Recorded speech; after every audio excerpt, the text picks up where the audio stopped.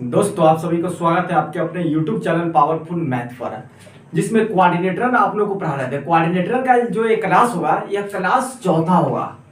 Coordinator का जो class होगा ये क्लास चौथा होगा। फर्स्ट क्लास एवं सेकेंड एवं थर्ड क्लास में आपको सम चतुर्भुज एवं समानांतर चतुर्भुज के बारे में पढ़ाया है। पूरा विस्तार पूर्वक पूरा बेसिक से पढ़ाया। अगर नहीं देखे तो पहले जाकर फर्स्ट क्लास एवं सेकेंड क्लास, उसके बाद थर्ड क्लास देखिए, उसके बाद ये चौथा क्लास मतलब फोर्थ क्लास देखिएगा, ठीक है। नहीं तो आपको समझ में नहीं आएगा। आज जो पढ़ाएंगे वो समनम चतुर्भुज के बारे में पढ़ाएंगे कि समनम चतुर्भुज कैसे बनता है, समनम चतुर्भुज का एरिया कैसे निकाला जाएगा, समनम चतुर्भुज का विकर्ण कैसे निकाला जाएगा। आज इसके बारे में चर्चा करेंगे, ठीक है। लेकिन उससे पहले कोऑर्डिनेटर, ध्यान दीजिएगा, कोऑर्डिनेटर को हम लोग चतुर्भुज के नाम से जानते हैं। चतुर्भुज किसे कहते हैं? जिसमें चार भुजा एवं चार कोण होगा, जिसमें चार भुजा एवं चार कोण होगा उसे चतुर्भुज कहते हैं, ठीक। समझ में आ गया होगा। अब यहाँ ध्यान दीजिएगा, पहले थोड़ा पीछे का चर्चा कर देते हैं कि सम चतुर्भुज और समानांतर चतुर्भुज एवं समनम चतुर्भुज में हम लोग को पढ़ना क्या था और क्या पढ़ चुके हैं, ठीक। इसके बारे में पहले चर्चा कर देते हैं, ठीक है। ध्यान दीजिएगा, चतुर्भुज, चतुर्भुज के तीन टाइप है। कितने टाइप है? तीन टाइप, ठीक है। चतुर्भुज के तीन भागों में बांटा गया, ठीक है। अब यहां से ध्यान दीजिएगा, पहले कुछ बेसिक चर्चा कर देते हैं। जो पहले क्लास मतलब फर्स्ट क्लास एवं सेकेंड और थर्ड क्लास में जो पढ़ाए हैं उसके बारे में थोड़ा चर्चा कर देते हैं, ठीक है। ऐसे याद भी आ जाएगा। चतुर्भुज के तीन टाइप है, ठीक है। पहला होगा वह सम चतुर्भुज है। क्या होगा? सम चतुर्भुज। पहले हम लोग क्लास 1 में सम चतुर्भुज के बारे में पढ़े हैं, ठीक है। समझ में आ रहा होगा। दूसरा जो पढ़े हैं वो समानांतर चतुर्भुज के बारे में पढ़े हैं। पूरा बेसिक से पढ़ा है, पूरा पढ़ा है, ठीक है। समानांतर चतुर्भुज के बारे में, समानांतर चतुर्भुज, ठीक है। अब तीसरा जो आज पढ़ना है वो समनम चतुर्भुज के बारे में पढ़ना है, ठीक है। समनम चतुर्भुज, समनम चतुर्भुज, ठीक है। समनम चतुर्भुज के बारे में आज पढ़ना है, ठीक है। अब ध्यान दीजिएगा, सम चतुर्भुज, समानांतर चतुर्भुज एवं समनम चतुर्भुज, ठीक है। ध्यान दीजिएगा, हम लोग को तीन ही चतुर्भुज के बारे में पढ़ना है, जिसमें सम चतुर्भुज में पढ़ा चुके, जिसमें वर्ग के बारे में हम लोग को पढ़ना था। समानांतर चतुर्भुज में वर्ग एवं आयत के बारे में पढ़ना था, और इसमें समनम चतुर्भुज में आज बताएंगे, ठीक है। इस क्लास में आप बने रहिएगा, बहुत आसानी से समझ में आएगा। अगर समनम चतुर्भुज के बारे में कुछ भी नहीं पता है तो आप इस क्लास में बने रहिएगा, बहुत आसानी से आपको समझ में आएगा, ठीक है। अब ध्यान दीजिएगा, सम चतुर्भुज में हम लोग को क्या पढ़ना था? वर्ग के बारे में पढ़ना था, वर्ग, ठीक है। वर्ग, अच्छा, वर्ग का प्रत्येक जो कोण होता है वो 90 डिग्री होता है, याद रखिएगा। फर्स्ट क्लास में भी चर्चा की है कि वर्ग का प्रत्येक कोण 90 डिग्री होता है, ठीक है। वर्ग के बारे में पढ़ना था। उसके बाद हम लोग चलते हैं समानांतर चतुर्भुज में। समानांतर चतुर्भुज में हम लोग को वर्ग के बारे में भी पढ़ना है और आयत के भी बारे में पढ़ना है, ठीक है। यह वर्ग है, ठीक है, जिसको हम लोग स्क्वायर बोलते हैं, ठीक है। इसका नाम देते हैं ए, इसका नाम बी, सी, डी, ठीक है। अब इसका भी नाम दे ही देते हैं, इसका नाम ए, बी, सी, डी, ठीक है। अब ध्यान दीजिएगा, इसमें आयत के भी बारे में पढ़ना है, आयत के भी बारे में पढ़ना है।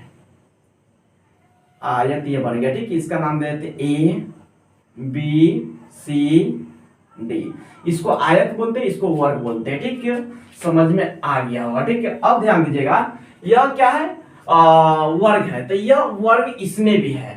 तो हम ध्यान दीजिएगा, समानांतर चतुर्भुज में भी हम लोग को किसके बारे में पढ़ना है? वर्ग के बारे में पढ़ना है। और सम चतुर्भुज के भी बारे में, सम चतुर्भुज में भी वर्ग के ही बारे में पढ़ना है, वर्ग। हाँ, इसमें ये कह सकते हैं कि इसमें वर्ग एवं आयत के बारे में दोनों के बारे में पढ़ना है, ठीक है। हाँ, लेकिन समानांतर चतुर्भुज, ध्यान दीजिए, समानांतर का मतलब होता है कि यह समानांतर रहना चाहिए, मतलब AB के समानांतर DC रहना चाहिए। मतलब मेरे कहने का मतलब यह है कि यहां से लेकर यहां तक इसका दूरी होगा, यहां से लेकर यहां तक दूरी 5 है, तो आगे भी 5 रहेगा, आगे भी क्या रहेगा? 5 रहेगा। इसी को समानांतर चतुर्भुज कहा जाता है, ठीक है।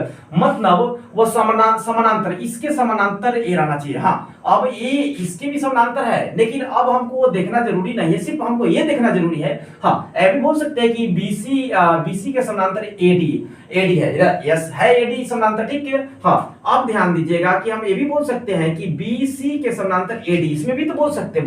हाँ, तो समानांतर ऐसे भी हम समझा दिए कि इसके समानांतर हो गया तो वह किसमें हो जाएगा, समानांतर चतुर्भुज में। इसमें सम चतुर्भुज, सम मतलब सारा भुजा, कौन नहीं, सारा भुजा समान होगा उसे सम चतुर्भुज कहते हैं, ठीक है। अब मान लीजिए कि यह 6 सेंटीमीटर होगा, ये भी 6 सेंटीमीटर, ये भी 6 सेंटीमीटर, ये भी 6 सेंटीमीटर, तब यह सम चतुर्भुज में होगा, क्योंकि यह पूरा भुजा जो है समान है। लेकिन अगर मान लीजिए कि हम इसको हम 7 दे देते हैं और इसको हम दे देते हैं 7, ऐसे समझाने के लिए दे रहे हैं, ऐसे आप दीजिएगा मत, नहीं तो गलत हो जाएगा।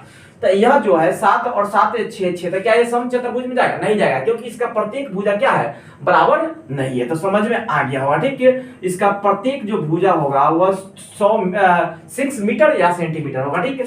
अब ध्यान दीजिएगा, समनम चतुर्भुज में हम लोग को क्या पढ़ना है। समनम चतुर्भुज में हम लोग को पहले फिगर बना देते, उसके बाद हम फिर समझा देते, ठीक है। या समनम चतुर्भुज में हम लोग को ऐसे फिगर के बारे में पढ़ना है, ठीक है। अब ध्यान दीजिएगा, इसका नाम ए बी सी डी देते हैं, ठीक है। हम ध्यान दीजिएगा कि समनम चतुर्भुज कहते किसे हैं। सबसे पहले पूछा जाएगा कि समनम चतुर्भुज कहते हैं किसे, तो ध्यान दीजिएगा, दो भुजा जिस चतुर्भुज में दो भुजा समानांतर होगा और दो भुजा असमानांतर होगा उसे समनम चतुर्भुज कहते हैं, ठीक है। अभी नहीं समझ में आया हम जो बोले, ध्यान दीजिए, अब समझ में आएगा।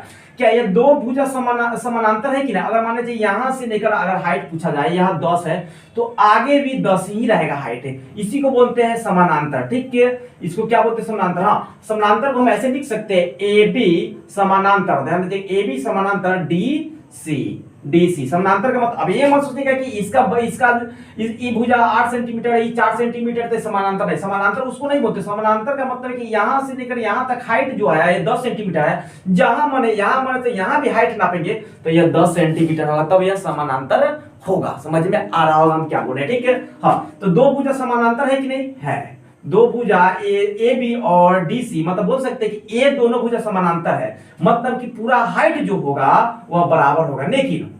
लेकिन यहां समझिएगा, लेकिन अगर दो भुजा असमानांतर होगा, मतलब ये दोनों भुजा वो समानांतर नहीं होगा। जैसे मैं यहां से लेकर यहां तक अगर 6 मीटर है मान लीजिए, अगर यहां से अगर हम दूरी यहां से लेके अगर यहां से दूरी और यहां तक पूछेंगे तो यह 6 नहीं जाएगा, क्योंकि यह बढ़ते जाएगा, क्योंकि यह बढ़ते जा रहा है। यह क्या होते जा रहा है, बढ़ते जा रहा है। तो बोल सकते हैं कि यहाँ हो सकता है यहाँ आकर 8 मीटर बन जाए, ठीक है। तो क्या दो समानांतर है, नहीं है, तो इसीलिए बोलते हैं दो समानांतर एवं दो असमानांतर होगा उसे समनम चतुर्भुज कहते हैं। हाँ, दूसरा तरीका है पहचानने का कि यह जो जाएगा वह आपस में काट देगा, यह क्या करेगा, आपस में जहां भी काटे तो यह आपस में क्या कर देगा, काट देगा, तो ये भी बोलते हैं कि यह समनम चतुर्भुज। समझ में आ गया होगा, ठीक है। ऐसे के बारे में हम फर्स्ट एवं सेकंड एवं थर्ड क्लास में बहुत विस्तार पूर्वक पढ़ा है, खाली बेसिक अभी चल रहा है, क्वेश्चन नहीं, इस क्लास के बाद आप लोग को क्वेश्चन कराएंगे, ठीक है। समझ में आ गया होगा। अब इसको हम मिटाते हैं, हेडिंग दीजिएगा समनम चतुर्भुज, इसको मिटा देते हैं। आप लोग हेडिंग दीजिएगा समनम चतुर्भुज। हम लोग आज समनम चतुर्भुज के बारे में जानेंगे, ठीक है।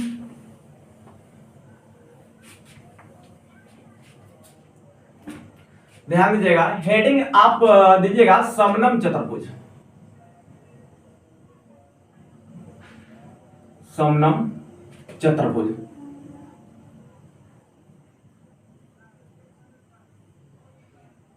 हेडिंग दे दिए समनम चतुर्भुज। हाँ, समनम चतुर्भुज में जो थोड़ा देर पहले भी जो फिगर बताए थे वही फिगर आता है, ठीक है। एक ही ऐसे तो एक ही फिगर आता है, उसी के बारे में पूछा जाएगा, ठीक है, चेंज कर करके, ठीक है। समझ में आ गया होगा। अब सबसे पहले फिगर बनाते हैं, उसके बाद हम समझाते, ठीक है। समनम चतुर्भुज का कुछ फिगर इस टाइप में रहेगा, ठीक है, फिगर कुछ इस टाइप में रहेगा। इसका नाम दे देते ए, इसका नाम दे देते बी, इसका नाम दे देते सी, इसका नाम दे देते डी। सबसे पहले पूछा जाए कि समनम चतुर्भुज किसे कहते हैं, आप पहले कॉपी में नोट कीजिए, ठीक है। हम इसका परिभाषा बता रहे हैं समनम चतुर्भुज का, ठीक है। तो पूछा जाए कि समनम चतुर्भुज किसे कहते हैं, तो बोलेंगे कि जिस चतुर्भुज का दो भुजा समान होगा और दो भुजा असमान होगा उसे समनम चतुर्भुज कहते हैं। जो भी चतुर्भुज है, अगर मान लीजिए कोई चतुर्भुज का फिगर दे दिया, अगर उसके बाद वो पूछा जाएगा कि इसमें यह कौन सा चतुर्भुज है, तो आराम से बता दीजिएगा कि ये दो भुजा समानांतर है और दो भुजा क्या है, असमानांतर है। समान नहीं या समानांतर बोलेंगे, समान नहीं समानांतर, ठीक है। तो दो भुजा समानांतर है, दो भुजा असमानांतर है, तो इसको समनम चतुर्भुज बोलेंगे, ठीक है। समझ में आ गया होगा। हाँ, अब कौन दो भुजा समानांतर होगा, कौन दो भुजा असमानांतर होगा, उसके बारे में बता देते, ठीक है। अब ध्यान दीजिएगा, यह ए और बी, ये जो होगा ए भुजा और ए भुजा क्या होगा, समानांतर होगा। लेकिन ए और ए भुजा समानांतर नहीं होगा, क्योंकि यहां से लेकर, अगर मान लीजिए कि यहां से लेकर यहां तक अगर हाइट पूछा, इसका दूरी पूछा जाए तो यह होगा 5 मीटर, ठीक है। मान लीजिए कि सपोर्ट जाए तो मान लीजिए कि ये 5 मीटर होगा, ठीक है। लेकिन आगे अगर यहां से लेकर यहां तक पूछा जाएगा तो हो सकता है कि यह बढ़कर कितने पा जाए, 7 मीटर पा जाए। तो क्या यह दो भुजा समानांतर है, तो दो भुजा समानांतर नहीं है, असमानांतर है। तो इसीलिए बोलेंगे कि यह समनम चतुर्भुज है। समझ में आ गया होगा। हाँ, दूसरा तरीका है पता करने का कि दो भुजा आपस में जाकर यह काट देगा, यह आगे बढ़ेगा, या आगे बढ़कर अगर दोनों आपस में काट दिया, यहाँ काट दिया, तब पर भी यह क्या होगा, समनम चतुर्भुज। मान लीजिए कि यह भुजा बढ़ा और इसको बढ़ते बढ़ते यहाँ पड़ेगा, ठीक है। अब इसको बढ़ाए तो यह आपस में काट रहा है, तो काट दिया तो यह समनम चतुर्भुज होगा। ऐसे भी आप बोल सकते हैं, ठीक है। समझ में आ गया होगा। अब इसके गुण के बारे में चलते हैं कि इसमें बेसिक में हम लोग को पढ़ना क्या है, ठीक है। अब यार समझ में आ गया कि यह समनम चतुर्भुज है, ठीक है। अब हम इसको यहाँ से विकर्ण मिलाते हैं। विकर्ण क्या कहते हैं, विकर्ण। अब इसका ये विकर्ण खींचे, समझ में आ गया, क्या खींचे, विकर्ण खींचे, ठीक है। अब यह विकर्ण खींचे और जिस बिंदु पर काटा है, यहाँ पर काटा है, यह कटान, विकर्ण के कटान बिंदु को हम लोग ओ के नाम से डिनोट करते हैं। ऐसे आप दूसरा भी नाम दे सकते हैं, एम एन जो भी मन है वो दे सकते हैं, लेकिन ऐसे ओ से ही डिनोट कीजिएगा, ठीक है।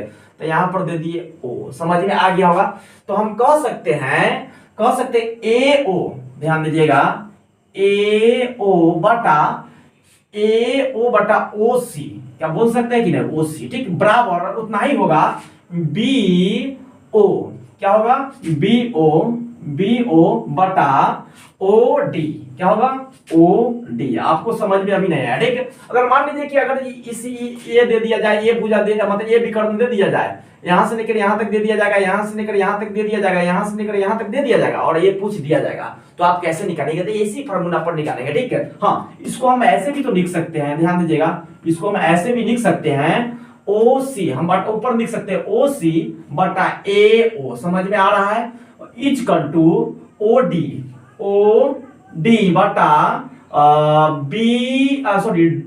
बी ओ, समझ में आया। ऐसे भी लिख सकते हैं, हाँ, कोई दिक्कत नहीं, ऐसे माने तो आप लिख सकते हैं, लेकिन इसका यूज क्या होता है, उसके पहले इसके यूज के बारे में बता देते हैं, कैसे इसको यूज किया जाता है, ठीक है। आप ध्यान दीजिएगा कि यह भुजा आपको दे दिया 4 सेंटीमीटर, ये दे दिया 5 सेंटीमीटर, मान लीजिए कि ये भी 4 सेंटीमीटर दे दिया, ऐसे ही 4 सेंटीमीटर नहीं देगा, हो सकता है कि यह 4 दिया तो ये 5 दे देगा, हो सकता है कि चारों दे सकता है, ऐसे भी तो कर सकता है, ठीक है। और यह भुजा यहां से लेकर यहां, सॉरी भुजा नहीं, विकर्ण, यह विकर्ण 4 दे दिया, ये भी विकर्ण क्या दे दिया, 4, मतलब यहां से लेकर यहां तक, यहां से लेकर यहां तक, फिर यहां से लेकर यहां तक 4 दे दिया, और कहा कि यहां से लेकर यहां तक दूरी बताने के लिए, तो हम इसको x मानिए। अब इसका दूरी निकालना है, ठीक, तो क्या करेंगे, सबसे पहले ए ओ कितना है, 4, इस फॉर्मूला पर हम बैठा रहे हैं, ठीक। ए ओ कितना है, 4 है। उसके बाद ओ सी, तो ओ और सी कितना है, ए भी 4 है, तो लिख दिए 4। बी ओ, अब ध्यान दीजिएगा, बी ओ कितना है, 5 है, तो 5 ही लिख दिए। उसके बाद ओ डी, तो ओ डी कितना, ओ और डी नहीं पता है, x है, तो हम यहाँ पर लिखेंगे क्या, x। समझ में आ गया, ठीक है। अब ध्यान दीजिएगा, यह किसमें है, बाटा में है। बाटा का मतलब होता है कि भाग में, ठीक है।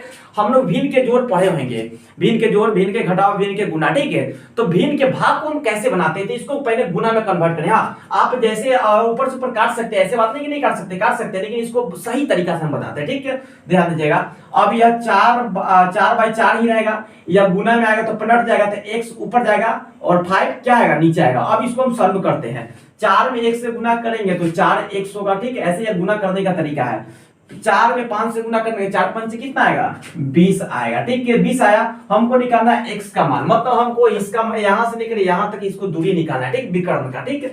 अब ध्यान दीजिएगा, 4 से कट गया, 4 5 20, या क्या 5 मतलब कटा कि नहीं, कट गया, तो x के मान कितना आया, 5। तो हम बोल सकते हैं कि मेरे पास जो x का मान जो निकल के आएगा वो कितना आएगा, 5 आएगा। हाँ, आप अगर मान लीजिए कि आप बोलिए कि सर ये 4 दे दिया गया, ये भी 4 दे दिया गया, ये 5 दे दिया गया, तो ये भी तो 5 होगा। लेकिन अगर मान लीजिए कि अगर सपोर्ट दैट ऐसे नहीं दिया जाएगा, अगर मान लीजिए इसको 6 दे दिया गया है, अब इसके बाद इसको इसको दे दिया गया है, इसको दे दिया गया है, इसको 4 मान लेते हैं, 4 ही मान लेते हैं, ठीक। इसको 4 दे दिया गया है तो पूछा जाएगा कि ए निकालने के लिए, ठीक है। ऐसे ये फिगर में लग रहा है कि यह कम है, ये ज्यादा है, ऐसे नहीं, ये फिगर बन गया लेकिन यह बीचों बीच ऐसे आ गया, बराबर ही होगा, ठीक है। समझ में आ गया होगा, बराबर कम। अब ये थोड़े कि अब कब देखिए, कभी कभी क्या करेगा, अगर ई मान लीजिए कि ई कम दे देगा और ई ज्यादा दे देगा तो उस समय बराबर नहीं होगा, वो मत समझिएगा कि बराबर हो जाएगा, उस समय बराबर नहीं होगा। हाँ, पिछले बार जो बताया है वो 5-5 दे दिया गया तो वो बराबर हो सकता था, मतलब बराबर रहेगा, ठीक है। लेकिन ऐसे बराबर नहीं जाएगा, इसको निकालने का हो सकता है कि यह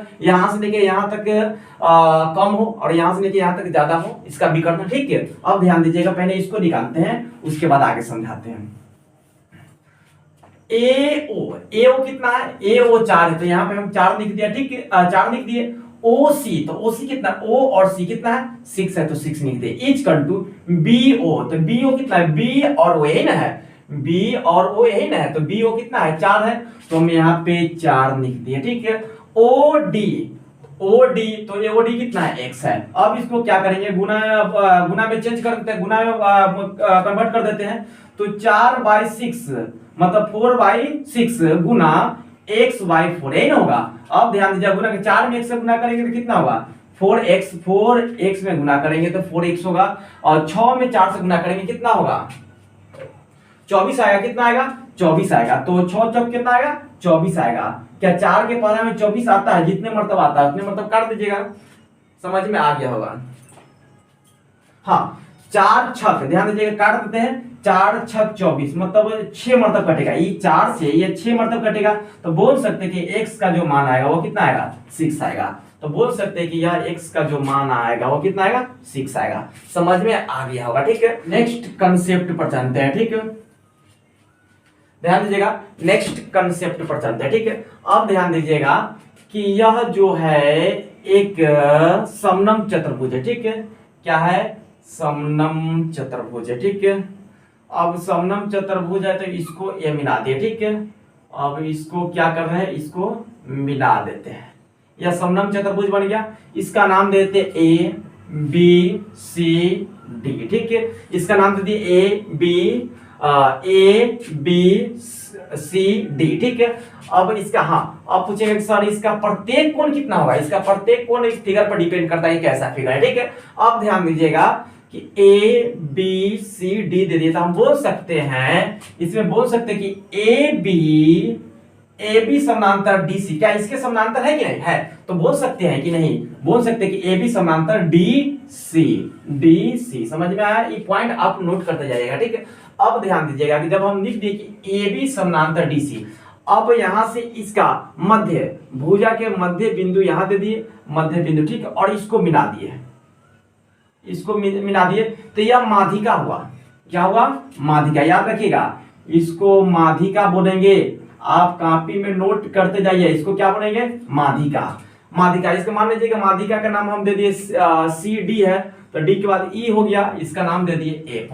अगर पूछा जाएगा माध्यिका निकालने के लिए तो कैसे निकालिएगा, तो ध्यान दीजिएगा, इसका निकालने का तरीका है कि यह दोनों भुजा के जोड़ के, मतलब समानांतर भुजा के जोड़ के 2 से भाग दे देंगे। मतलब कह सकते हैं कि माध्यिका निकालने के लिए यह फॉर्मूला होता है, माध्यिका निकालने के लिए फॉर्मूला होता है A B plus D C, ध्यान दीजिएगा, A B plus D C बटा 2। जब निकाल देंगे तो मेरे पास क्या निकल जाएगा, माध्यिका निकल जाएगा। जैसे हम, ध्यान दीजिएगा, हम निकाल के ही बता देते हैं। अगर यह 4 मीटर है, यह 6 मीटर है, तो पूछा जाए कि माध्यिका कितने मीटर होगा, ठीक है। हाँ, अगर यह सेंटीमीटर में है और यह मीटर में है तो चेंज करना पड़ेगा, कोई ए को चेंज करने का, मीटर में है तो सेंटीमीटर में चेंज करके बना लीजिए, या सेंटीमीटर है तो मीटर में चेंज करके बना लीजिए, ठीक है। अब ध्यान दीजिएगा कि A B plus D C by 2 करना है तो हमको माध्यिका निकलेगा। तो अब हम लिख सकते हैं ए बी, तो ए बी कितना है, 4, तो इसी फॉर्मूला पर बिठा देते हैं, ठीक है। 4 मीटर आप लिखते रहिएगा, ठीक है। 4 मीटर, तो चलो ठीक है, हम मीटर लिख ही देते हैं,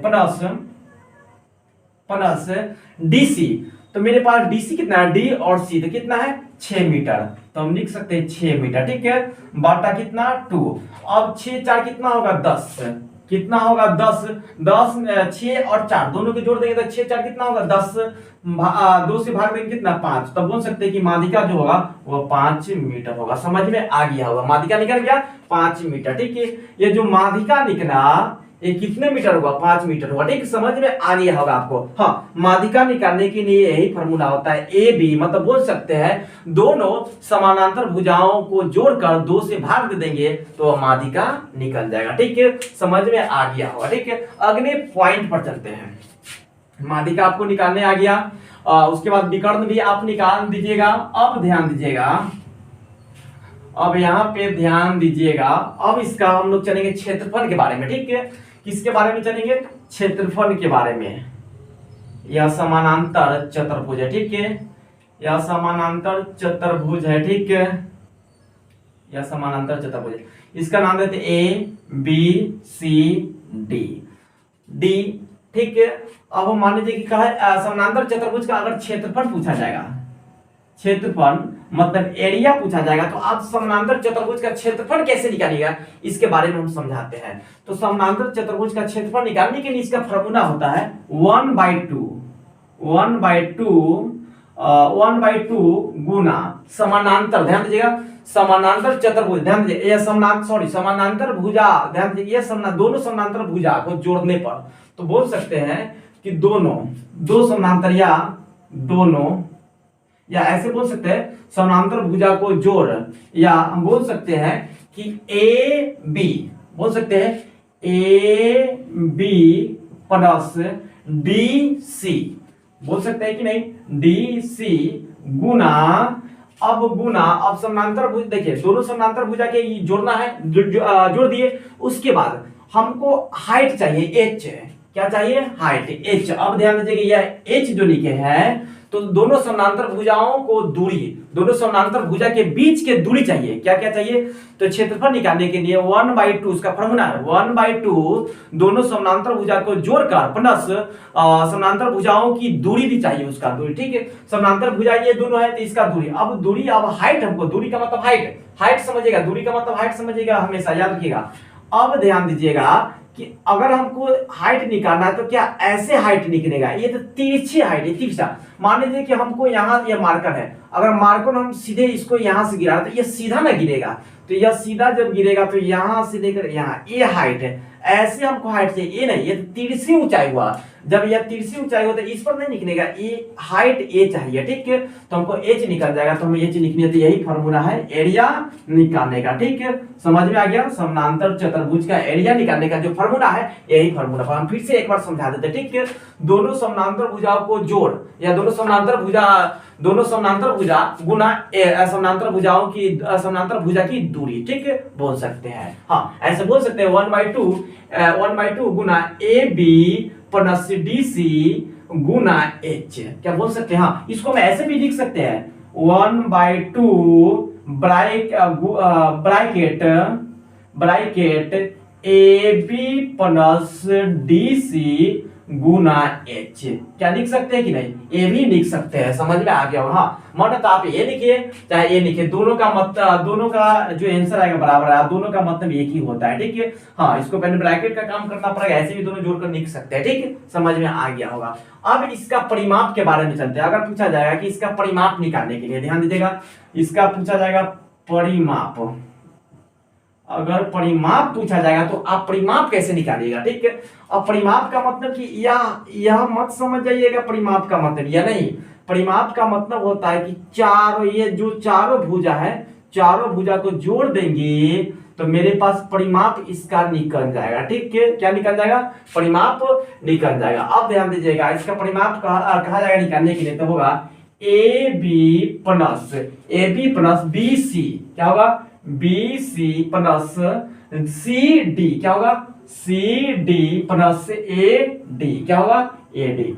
जब सबको जोड़ देंगे तो क्या निकल जाएगा, परिमाप निकल जाएगा। ठीक है, ए बी, ये देखिए ये पूरा भुजा, ये भुजा पूरा चाहिए हमको, ए भुजा पूरा चाहिए, ए और ए चारों भुजा पूरा जोड़ देंगे तो मेरे पास परिमाप निकल जाएगा। ऐसा नहीं कि आप यहां से, ये तो हाइट हुआ, यह हाइट हुआ, ये नहीं जुटेगा, यह पूरा जुटेगा, ये पूरा जो दिया गया है, ठीक है। तो क्या निकल जाएगा, परिमाप निकल जाएगा। समझ में आ गया होगा, ठीक है। अब थोड़ा अगले टॉपिक पर चलते हैं, ठीक है। माध्यिका भी समझ में आ गया। हाँ, अगर मान ध्यान दीजिएगा, अगर मान लीजिए कि यह क्या है, यह जो है, यह अंदर जो बना, यह चतुर्भुज बना है।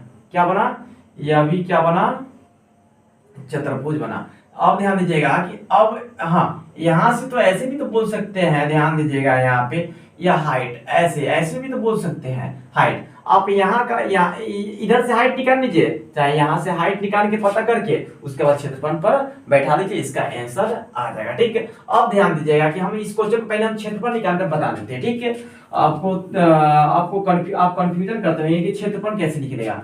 तो मेरे पास 1/2, मान लीजिए कि मेरे पास क्षेत्रफल निकालने के लिए दे दिया। अब ध्यान दीजिएगा कि अब जो इसका ये दिया गया है 5 मीटर, ठीक है। एक क्या दिया, कितना दे दिया गया है, 5 मीटर दे दिया गया है, ठीक है। अब इसको ये पूरा दे दिया गया है, वह 6 मीटर दे दिया गया है, ठीक है। अब इसका जो हाइट दिया गया है वह कह देगा कि 3 मीटर दे दिया गया है। क्या दे दिया गया है, 3 मीटर। तो कहेगा इसका क्षेत्रफल निकालने के लिए, ठीक। तो क्षेत्रफल कैसे निकालेंगे, 1/2 गुना AB प्लस DC। तो AB कितना, 5, तो लिख सकते हैं यहाँ 5 प्लस DC। DC कितना है, DC 6 है, तो क्या यहाँ 6 नहीं लिख सकते हैं, लिख सकते हैं 6 गुना H। मेरे पास हाइट कितना दे दिया गया है, 3 दे दिया गया है, तो क्या हम 3 नहीं लिख सकते, लिख सकते हैं। अब यहाँ पर ध्यान दीजिएगा, क्षेत्रफल निकाल रहे हैं, ठीक है। 1/2 गुना 6 और 5 कितना जोड़ेंगे तो कितना आएगा, 11 आएगा। 11 गुना 3। अब 11 गुना 3 आया। अब ध्यान दीजिएगा, कटने वाला है तो काटेंगे, नहीं कटने वाला है तो गुना कर देंगे। तो 11 तिहाई कितना होगा, 33। 11 तिहाई 33, तब बोल सकते हो 1/2 गुना 33। क्या कट रहा है, नहीं कट रहा है, तो इसको हम लिख सकते हैं ऊपर में या नीचे मत गुना कर दीजिएगा, तो गलत हो जाएगा। 33 में ऊपर, तो 33 में 1 से गुना करेंगे 33 अब बटा 2, ठीक है। अब यहाँ पे ध्यान दीजिएगा 33/2। अगर इसको काटिएगा तो ये पॉइंट में आएगा, ठीक है। पॉइंट में आएगा कितना, तो हम बता देते हैं इसको, 2 एकाई 2, 1 मतलब कटा 1 बचा तो 12, तो 6 मतलब 12.5। हम बोल सकते हैं कि 16.5 आएगा। 16 दूना 32, 1 33, हाँ, तो 16.5 आएगा। हम बोल सकते हैं कि इसका जो एरिया दिखना, ये क्षेत्रफल लिखना पूरा, मतलब क्षेत्रफल का मतलब पूरा, क्षेत्रफल का मतलब ये पूरा हुआ, ठीक है। ये हाइट, हम ये नहीं, अब मान लीजिए कि क्षेत्रफल निकालना है तो ये मत समझे कि इतना और इतना इसके अंदर का क्षेत्रफल पूछा जा रहा है। क्षेत्रफल का मतलब ये पूरा पूछा गया, ये पूरा। हम ऐसे समझाने के लिए कि एच पता करने के लिए हमें यह एच ऐसे हम इसका एच मतलब हाइट पता किए हैं। इसको फॉर्मूला में यूज एच का है मतलब हाइट, तो हाइट आप कैसे निकालिएगा, तो आप हाइट ऐसे निकालते, ये तिरछी हो गया, नहीं गलत हो गया, यह हाइट ऐसे होगा, इसीलिए हम एच का ऐसे बताया एच के बारे में, ठीक है। समझ में आ गया, मतलब इसका जो एरिया आया वो कितना आया, 0.5। आप परिमाप में निकालिएगा। तो समानांतर चतुर्भुज के बारे में पूरा पढ़ा चुके हैं। अब जो पढ़ाएंगे वो अगला क्लास जो आएगा वो आएगा आपका क्वेश्चन कराएंगे अब समचतुर्भुज से, समानांतर चतुर्भुज से एवं समनम चतुर्भुज से। समझ में आ गया, तो इसके इससे आप क्वेश्चन लेके आएंगे। अगला जो पार्ट लेके आएंगे इसमें क्वेश्चन आएंगे, बहुत आसानी से आप क्वेश्चन बनाइएगा, ठीक है। नेक्स्ट मिलते हैं, बेस्ट ऑफ लक।